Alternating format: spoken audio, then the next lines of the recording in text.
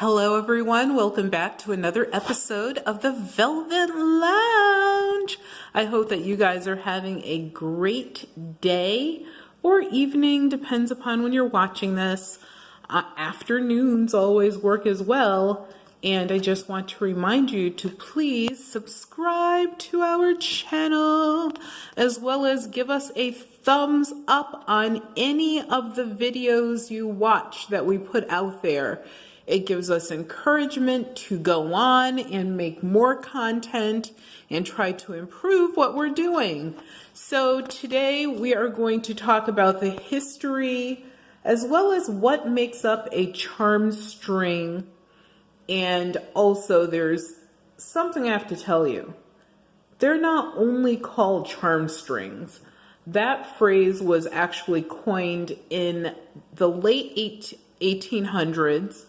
Or I would even say the mid 1800s to the early probably 1900s. After that, they had a variety of names, and we'll go into that, as well as the materials that some of the buttons are made of, some of the other things that are on a charm string besides a charm. There are other things on there. You'll be surprised, actually. And also what the actual string is made of. That is sort of a key component in dating these. So, shameless plug, bam, bam, bam. Now on with the video. So, the first thing to know is the lingo. And the reason that you need to know that is if you are buying these, you want to know what names, especially if you're buying them online or if you're going to an auction, they might use different names based upon their own, their lack of knowledge, or maybe they have more knowledge. And you just want to know, that they have exactly what you're looking for. So, and then I'll tell you why the different names apply. So the word charm string is just as it sounds, versus having actual charms, which would be much more expensive. People actually use buttons as well as other miscellaneous accoutrement and minutia to, put on their works of art, because these really are a work of art. These were, proudly displayed in households. So it wasn't something that you sort of did and you put into your little sewing kit and got to it when you got to it. It's something that was always a work in progress. And as you worked on it, it was displayed, maybe on a mantle or on a table, so that when people entered the home, they could see, your collection. So like I said, it wasn't just, Betsy made this and, we're going to, it's sort of like hanging your child's picture on a refrigerator today. Or, that awesome report card or certificate or whatever it is. So, these had other names, as I stated, such as memory strings. Memory strings or tribute strings. My family, we call them tribute strings because they were, something that you made to memorialize, sort of like having a picture, but, something that's more tangible that you could touch and you could go back and look at it later. You could tell stories about, why this is, these keys are here, or where this particular button, came from, if you know that. Or someone had, they were a seamstress, or they were, an amateur person that was sewing, because, in even the 1970s, my mother made my sister and I our dresses, some of the shirts for our brothers. She, of course, made clothing for herself, but she also repaired, our clothing. And so she had a collection of buttons. My grandmother, the same, she sewed, as well as, you know, repaired things. So I have like a pillow that my grandmother made for me. And some of these buttons actually used to belong to her.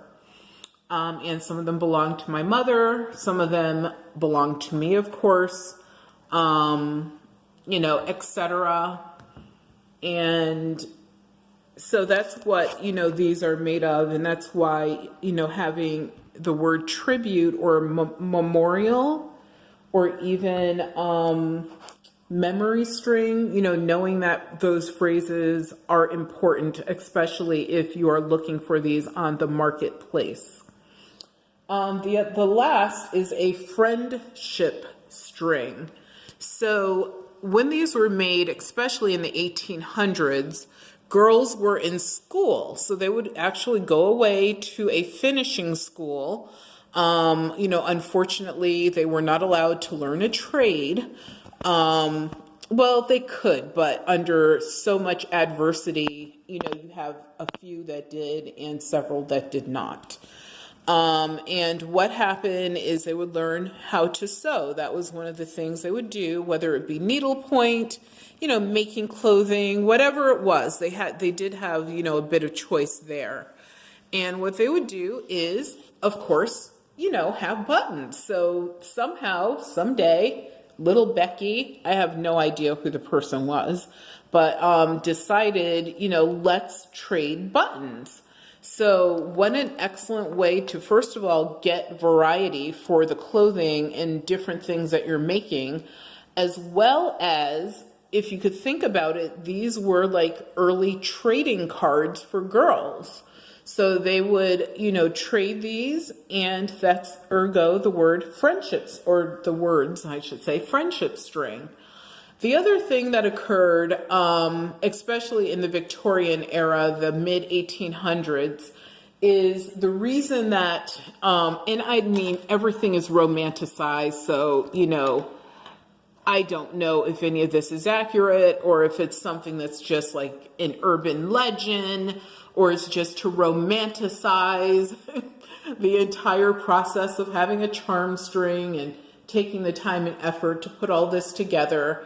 But initially they stated that girls would try to collect 999 buttons. And in doing so, if you got to the 999th button, Mr. Right was right outside your door or going to soon be knocking on your door or your parents' door asking for your hand in marriage. I hope he was handsome and I hope it was worth it. So what they would do is, you know, and this is also maybe some superstition, but they would collect their 999 buttons and, you know, hope that that actually came true. And I'm sure for some people, maybe it did, and for others, it did not. It was very common for them to never, ever reach 999 buttons.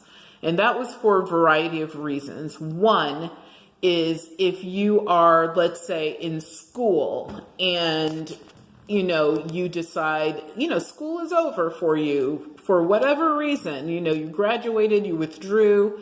Back then, it could have been you ended up with tuberculosis, the German measles, you know, any of those gifts that we receive from the Europeans. And so what would happen is you would just stop making it, or you may even just lose interest. The other thing that happened is, yes, sometimes people literally got married, and it wasn't because they reached the 999th button. It was because they met Mr. Whoever and he met Mrs. Whoever, and they just decided to get married. And, you know, why would you have to continue making your charm string? Some people did make these, like I said, as memorial items. You know, some people simply liked making them. So it had nothing to do with, you know, whether the person ever got married or not. And so, you know, there's just so many reasons that people would stop making them. So it is really, really hard and incredibly rare to find an original 1800s Charmstring or friendship string or memorial string or tribute string, whatever you want to call it, very, very hard. As a matter of fact, as far as we know, we don't know what's authentic and what's not sometimes. The largest known collection was owned by someone named John Tinge, Tinge, and he was actually from Connecticut, so the Eastern Seaboard, and he had a contest, whereas the contest was for girls to create, the prettiest charm string, most interesting. There were like a variety of categories that they could. And when they did that, they entered them into the contest that he held, and they won prizes. And part of, I'm giggling because part of participation was that you had to give him your charm string. So you could not keep it. And what happened is he ended up donating these eventually to a museum. And some of them, of course, stayed in his family. I have no idea for how long. And it's probably like, maybe some of the better, more valuable ones, no idea what they, what the decisions were. And so if you go to museums, or if you look up John Tinge, you might actually be able to see some of the original Victorian charm strings.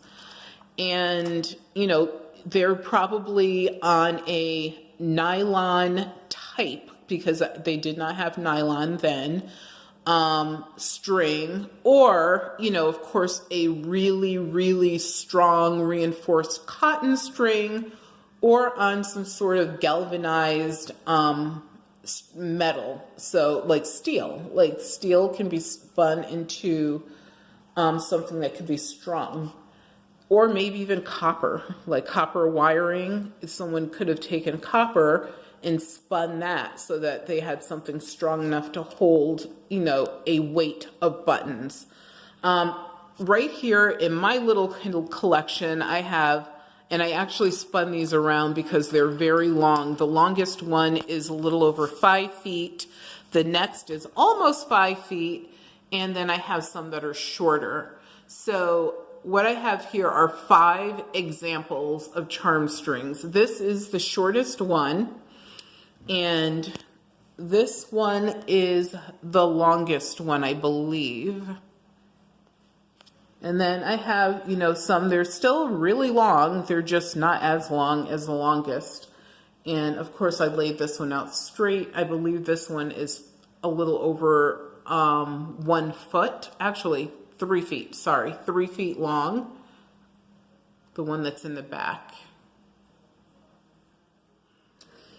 And so one of the other things to know about these buttons is the way that the girls would also collect these buttons, besides trading with each other or gifting to each other, is when people visited their homes, visited them at school, they would, give them a button as a token of, love, if you will, or, you're doing a great job, or whatever the case may be, or simply because they saw something interesting and thought it would be a great addition.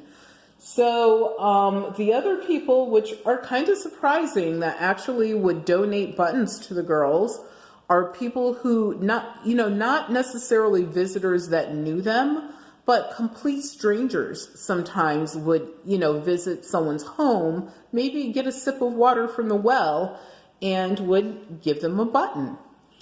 Another, I thought this was surprising, were suitors. So if you remember, the girls are trying to collect 999 buttons. That was their goal, because if they did, like I said, they might have love in their future, that husband waiting right around the corner. So that was one of, the superstitions, old wives' tales, whatever, in regards to one of the reasons why they did this besides a contest. And so when they started this, especially if they were dating someone or courting, as they would say back in the day, the suitor would actually bring them buttons when they visited. So it could be one button, or it could be, you know, numerous buttons. I'm pretty sure their mothers were like, why are all of your clothes missing buttons? And it's because he wanted to marry Becky. So he may actually have been walking around buttonless. I'm just making that up. I have no idea. But like I said, a lot of this is romanticized. You know, my thought, and this is just my opinion, of course, is that, you know, girls found a way to do something pretty, something creative, something fun, something communal. And I believe that history romanticized it simply because they were young ladies. And just, you know, versus saying, you know, these are artisans. Like, I look at these things as a work of art. You know, you could tell the thought that was put into these. You can see, like, you know, when I looked at the construction of other charm strings, I could actually see that there was a rhyme and a reason to the order of the buttons. So when my family created these, we also had rhyme and reason. I don't think I really had a lot of reasoning in the beginning, or even I'll say rhyme, other than I really didn't want two of the same colors touching each other. But then after a while, I evolved from that because there may be a reason for doing that. So, you know, will we ever really know how this started? I honestly don't think so. But the romanticized idea of the 999 buttons, it's a good one. I mean, there's been worse stories than that. But it also shows how, you know, people didn't look at young ladies as being creative minds. You know, you're sewing, oh my God, you're doing your house, you know, learning how to be a housewife one day. And she's like, no, I'm doing some art here. This is my version of a stress reliever, you know, something also that you could do with items that you did not want to waste. If you had an extra, you know, button or two that you know that you didn't necessarily need, didn't match anything at that point in time, you had them for a while, why not create something? If you had bits and pieces like this shoe clip, or a tarnished, which I saw it somewhere, there's a couple lockets on this. There's literally 2 lockets on 2 separate charm strings that I have here. And like I said, we are going to do another video where we go over some of the things that are in these. Like this one has a ring in it. What does that ring mean? It meant something at the time to someone. So it's sort of, I also look at these sort of like history, you know, like finding a fossil. Especially like, look at some of these buttons. They're very unusual. And then you have some that are less unusual. And I think those are almost like space fillers, maybe. So like I said, there was definite thought when people created these. This is a gorgeous flocked button, Flocked. This dates to the early 1900s, probably like 1900, between 1900 and 1910. You know, who would think to keep that and do something so beautiful? So I don't like, for me, I'm prejudiced, so I have a prejudicial thought when it comes to, oh, they did this so they could find a husband. I sort of hate that. This is one of the lockets right here. It's a really interesting old locket. And on the back, what's on the back? The back is just plain, but you can see the hinge at the top right there. So the other thing to know about this is when they created their charm strings, I'm just going to use a reference charm string, or actually I'll use memorial string because I sort of like that better.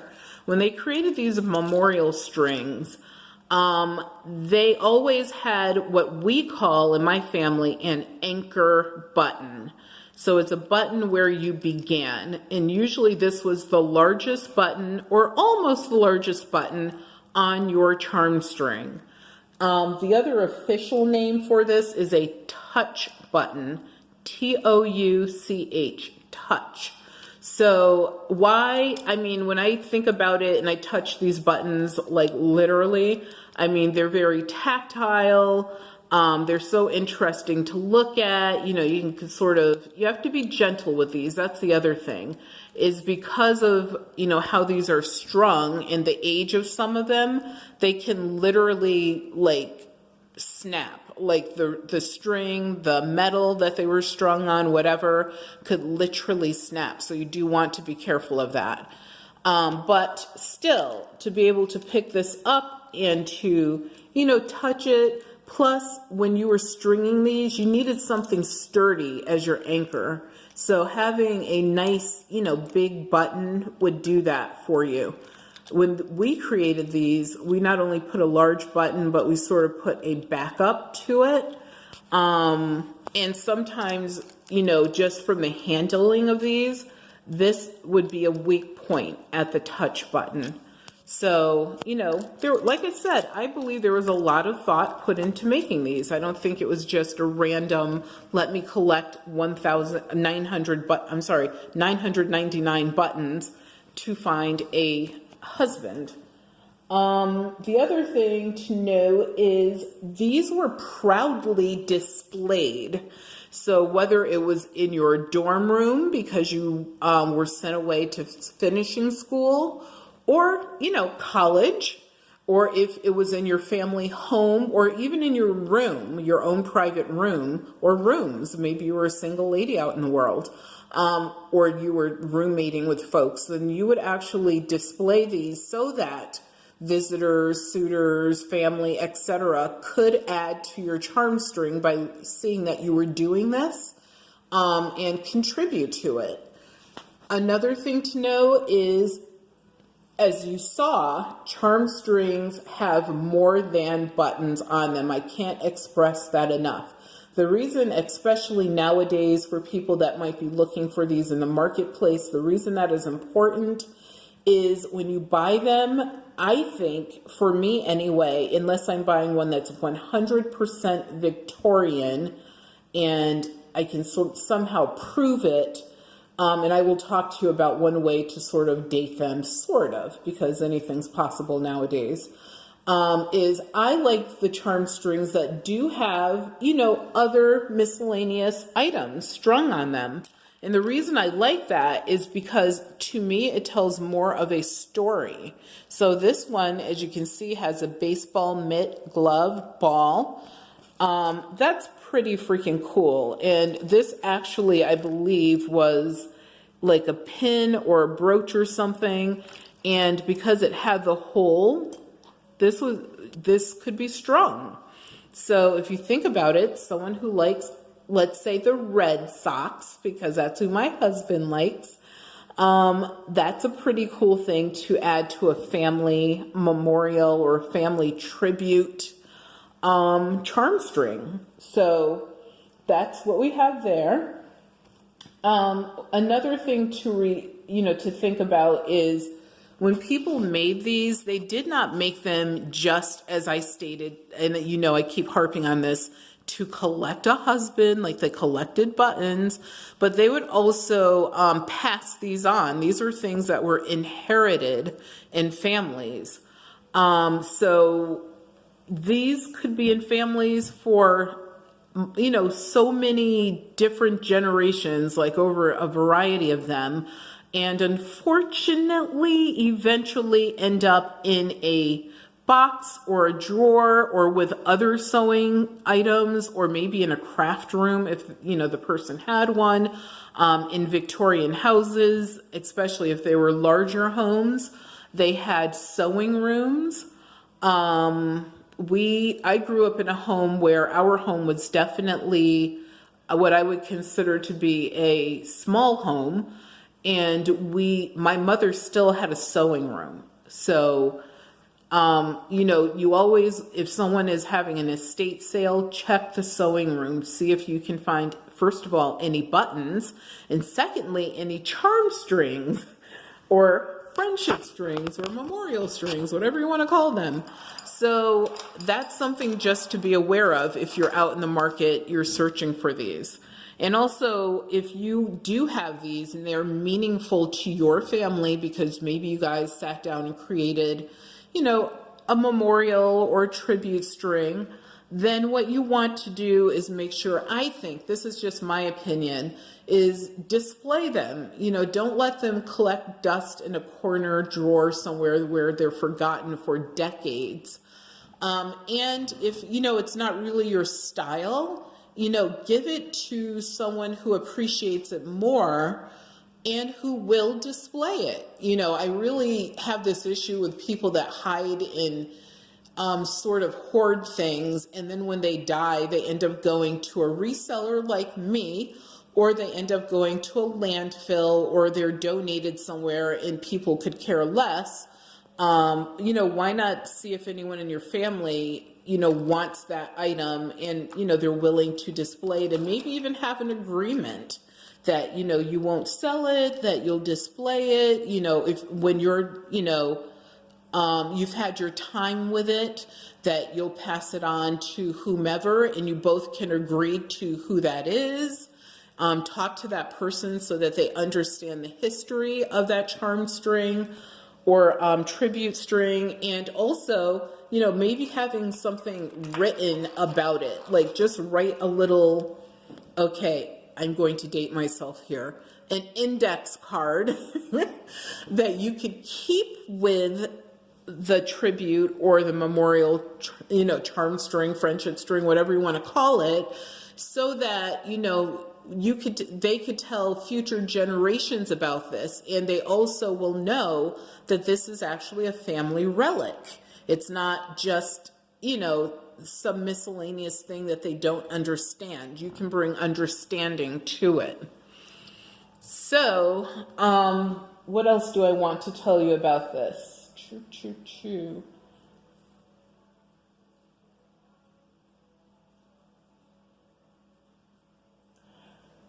Okay, so I talked about that already. Oh, so another thing that Charmstrings did, and I'm going to go back to using that phrase, is they memorialized events, which I sort of, you know, hit upon a little bit. But something to know is sometimes the events were incredibly sad. War, for example. If you can imagine, you're in a bomb shelter, you don't know what's going to happen. You're trying to keep the kids busy. You're trying to keep your mind right. What, you know, people would do is, you know, take and, of course, sew. Sewing, why? One, because of the war effort, you know, any supplies, anything that wasn't deemed 100% mandatory, or if things could be recycled, you know, you had to be a player in that game. So what they would do is, you know, collect these buttons to memorialize certain events or someone's life. So on some of the charm strings I have here, like for example, this is, I believe, a naval button. There are actual military buttons on here that go back to the Civil War. And when I do the second video in this series, I am actually going to go through these charm strings and show you some of the interesting items that are part of them, as well as some of the interesting buttons. So not every item, not every button, but some of them. So, you know, the events could be incredibly sad, scary, terrifying. Could you imagine, like, during the Holocaust? Or it could be something that was joyous, such as a graduation, a birthday, a milestone.